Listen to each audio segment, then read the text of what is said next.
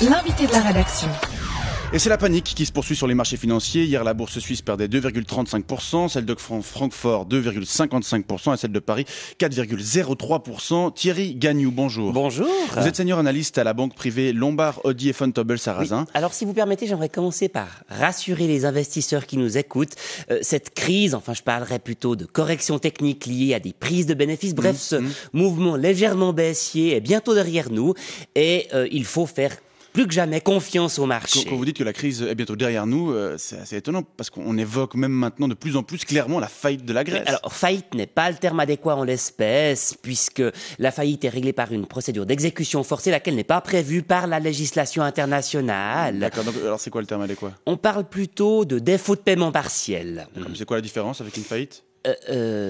D'accord. Mais ce défaut de paiement, il risque d'entraîner du coup plusieurs banques, notamment françaises et allemandes dans son sillage. Alors il ne faut pas surévaluer l'exposition des instituts financiers d'outre-Rhin et d'outre-Jura sur le marché obligataire grec. En l'espèce, on ne parle que de quelques milliards de pertes potentielles. D'accord, mais certains analystes estiment quand même que des banques comme le Crédit Agricole ou la Société Générale pourraient ne pas se relever en cas de défaut de paiement de la Grèce, comme vous dites justement. Oui, il ne faut pas peindre le diable sur la muraille, d'autant plus que le régulateur peut intervenir, on l'a déjà vu par le passé, pour rassurer les investisseurs. D'accord. Le régulateur, c'est donc l'État. Oui, alors je n'aime pas trop ce mot, oui, et par intervenir, vous voulez dire qu'il pourrait injecter des liquidités dans certaines banques. Voilà. Mais les États européens sont presque déjà tous surendettés. Ils les trouveraient où, ces liquidités? Eh bien, sur le marché des capitaux. Ah, en empruntant donc. Voilà. Et donc, en s'endettant encore plus. Mais alors, il ne faut pas peindre le diable sur la muraille. Très bien, mais si la France, par exemple, qui a déjà une dette publique de près de 1700 milliards d'euros, si elle doit encore s'endetter davantage pour sauver ses banques, sa note auprès des agences de notation va sans doute baisser, ses intérêts vont monter, donc ses déficits vont se creuser.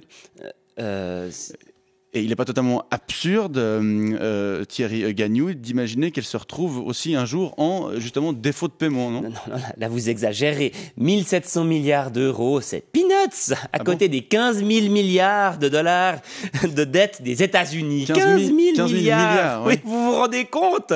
C'est la merde. 47 000 dollars de dette par citoyen américain, vous vous rendez compte? Alors vraiment, quelle merde, en comptant les vieillards et les bébés. Hein. Non, justement, donc heureusement en même temps qu'on ne dépend pas trop de l'économie américaine. Oui. Pardon? Non, rien. En tout cas, on vous remercie pour ces propos rassurants, Thierry Gagnou.